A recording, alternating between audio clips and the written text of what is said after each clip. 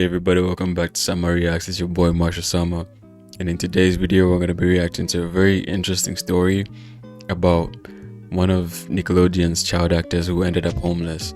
Now I saw a little bit about it on Twitter, but I found a video that has like more information so we can, I guess, check out the story together. Yeah, but if you like the reaction content, don't forget to like the video, subscribe to the channel, and hit that notification bell so that you don't miss an upload. Oh, it doesn't Nickelodeon. What show is it again? Declassified School Survival. Oh yeah, you were that kid on it, huh? Yeah. I'm surprised he still remembers. I'm surprised he still remembers. Yeah. I remember you. For anybody that watched Ned's Declassified as a kid, you have to be in your 30s or at least late 20s by now. I don't think any of the new people that are going to be watching this video from this channel, like the younger audience, isn't going to be able to recognize who he is. I did watch a little bit of Ned's Declassified, but not a lot. Yeah.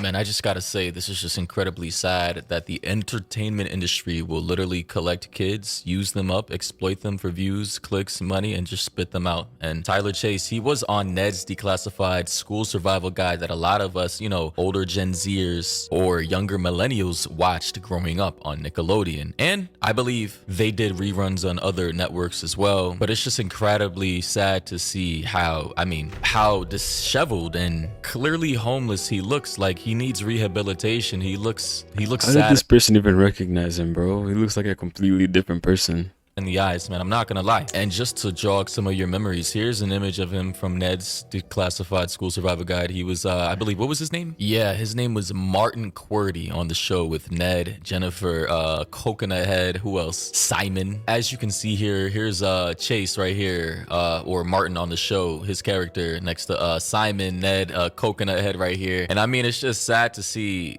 how production studios like a Nickelodeon, they create shows, and I'm sure Nickelodeon at this point in time, everybody realized they've been exposed with the perversion they've had in their studios on set with a lot of these minors at the time. Now looking back on some of the clips, I'm like, that's damn, like really? Have you ever tried to get your whole big toe in your mouth? Check this out. Like, bruh, it's obvious the head of Nickelodeon, Dan Schneider at the time, had a foot fetish. And I'm not entirely sure how old Ariana was during the filming of this. She had to be in her teens, the fact that this man clearly had a foot fetish. Mind you, the old logo of Nickelodeon, which has since been changed, used to be a literal foot, bro. A literal foot. Like, look at this. I mean, hiding your kinks and your fetishes in plain sight and making your likely underaged minor actors on set do shit like this is crazy. She was committed to the bit. She put her whole big toe in her mouth. And now we can see one of the former child actors who was likely getting paid very handsomely at the time turning out to be like this on the streets. It's very sad, I'm not gonna lie. They used, they abused, they exploited. I'm pretty sure, actually, I take that back. The contracts were probably shitty. Maybe some of the actors. But like, I don't think it's fair to hold Nickelodeon responsible for what the kids did after. Had, really good negotiations depending on their role on set, but maybe side character. Yeah, so as I was saying, like, I don't think it's fair to blame Nickelodeon per se. Not that they're 100% innocent, but the child actors kind of have to take accountability on their own and responsibility for the choices that they were making, because there are a lot of other kids in the industry that have gone on to have successful or just non-disruptive careers after they left Disney Channel or Nickelodeon. So blaming Nickelodeon entirely, I don't think that's the move. You'd have to ask like this guy. I wonder what choices he made after finishing the show. Probably drugs and all that stuff is what led him to go down this path. There's like a Martin Qwerty, which was his name in the show, didn't get as good of a deal as the other actors. Or maybe he did, I don't know. I'm just saying the fact that child actors from Disney, Nickelodeon, and other platforms keep on ending up later in life like this, disheveled, homeless, on drugs, abused, traumatized. Because like, who knows whether or not because who knows what would have happened if he never even got that role to be on Nickelodeon, maybe he would still have ended up like this, you know? Speaks volumes. Poetry? Yeah, the one on Nick, right? Nickelodeon? Yes. What was your name? What's your name? Tyler? Tyler? Curtis Mendez. Also Tyler Chase for Poetry of Hollywood. Actors, so it's the kids of Nickelodeon. Tyler Chase, one of the... Damn, bro, how'd you get... Why are you in the streets like this? Why are you in the streets like this? Chase Bank. Oh, damn. Hey, you know what? I got some cash. He can't even speak coherently, bro. That's sad, for man. you, bro. I got some cash here in California. Here, look. God bless you, sir. May I give you this gift? No, don't worry about it, bro. Don't even worry about it. Bro, I think, man, something needs to happen, bro. How much money did Nickelodeon make from Ned's Declassified? It has to be tens of millions, right? Why is there no type of fund for actors, former child stars like this? What do you mean? What do you mean? They were getting paid. Why should they have a fund after the show's done? What do you mean? You know, who fall on to hard times, whose money was mismanaged, likely by, you know, either guardians, parents, right? Who never really had anything outside of the show that they were participating in. And obviously, I'm not going to take, you know, accountability from the person. You know, he's a grown man at this point in time, but it just, again, it's obvious to me that these kids were abused. Let me not sugarcoat this. These kids were abused in one way, shape, or form. Physically, allegedly, or mentally. But for sure, abuse happened. And I'm going to stand on that. I mean, take Amanda Bynes, for example. Like, look at this. Oh, shit. Like, I mean, bro, another child star we grew up with on the Amanda Show, right? And other various shows and movies, right? She was like, I believe, the face of Nickelodeon at one point in time. And now this top comment is saying, what did Dan Schneider do, right? That the former head of Nick, clearly, I don't think he's still working at the company to this day. But somebody said below, allegedly, he got her prego at 13. I can't verify those claims whatsoever. I did see a video going viral recently alluding to that possibility, which is crazy. Here we have one video Amanda uploaded to her page saying, "You don't recognize me, do you? 2025. Holy shit. Holy shit.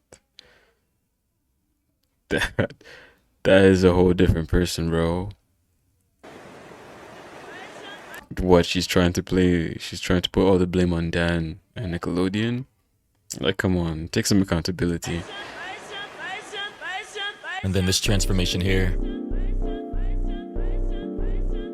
I mean, ladies and gentlemen, again, one of Disney's formerly biggest faces that used to represent the company has fallen into such darkness. Clearly not mentally well whatsoever. And now back to Tyler Chase. Doesn't look okay. I mean, holy shit. Sorry, unfortunately for him, it seems as though that he has no money to fall back on. He wasn't big enough back in his heyday to have a safety net of finance, funds, money to kind of soften the blow of, you know, mental illness or drug use, right? Taylor Chase, who played Martin in the Nickelodeon series Ned's Declassified School Survival Guide, has been found homeless in California. Once a child star, he is now living on the streets. Some say this is the most common and most silent ending after Hollywood has drained the value of child actors. From 2004 to 2007, he was a familiar face on after-school television for countless American children. But the moment the camera stopped, the protections disappeared as well. There was no long-term income structure. Years ago, he openly spoke about his long struggle with bipolar disorder. When news spread, people quickly started fundraising, but his family asked that donations stop. They explained that he is unable to manage money or medication and that direct cash assistance could actually make the situation worse. Some say Hollywood is very good at creating childhood miracles, but rarely takes responsibility for life after those miracles end. When the role ends, the protection ends with it. So I gotta say, all right, if he sucks at managing money and he has bipolarism, why not just admit him into a mental health facility to get him straight and teach him how to manage money? But wouldn't that make the most logical sense instead of literally just leaving him on the street? This is the funny thing about society to me. You guys want to identify what's wrong with people, yet you don't want to provide solutions. And I'm just speaking in general. This is not coming at anybody watching the content. I'm just saying, we're so emotional in society, right? And we have all this outrage about all various types of topics. We have outrage about so many different things, yet we don't want to provide solutions, but prayers and hopes and dreams. Digital prayer emojis. What is a digital prayer emoji supposed to do? All right. What's going to happen in order to save this guy? What needs to happen is to admit him into a mental health facility. He's clearly on drugs, get him rehab, and give him a financial coach. Now I'm pretty sure he's dirt broke at this point in time, and I'm not even entirely sure if he's getting any residuals or royalties from his time on that show, as he should be getting, I believe. And if a contract out there exists, even if he's getting, hundreds per year, thousands per year, where's that money going to? Does he have a bank account? Who's receiving that money? This is very sad. And it makes... Who's to say he isn't, or he wasn't, and he was blowing it all on drugs and stuff like that?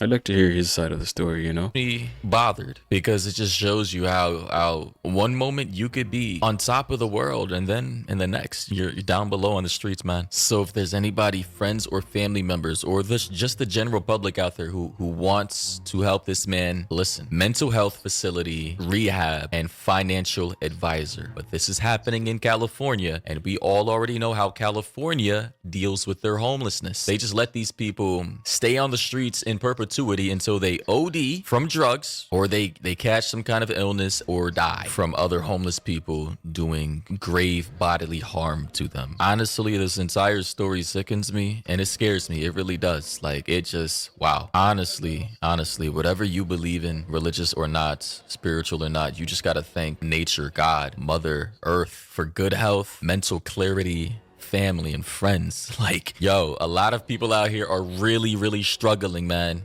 It's crazy. Yeah. That's it for the video, guys. Let me know what you think, your opinions down in the comment section below.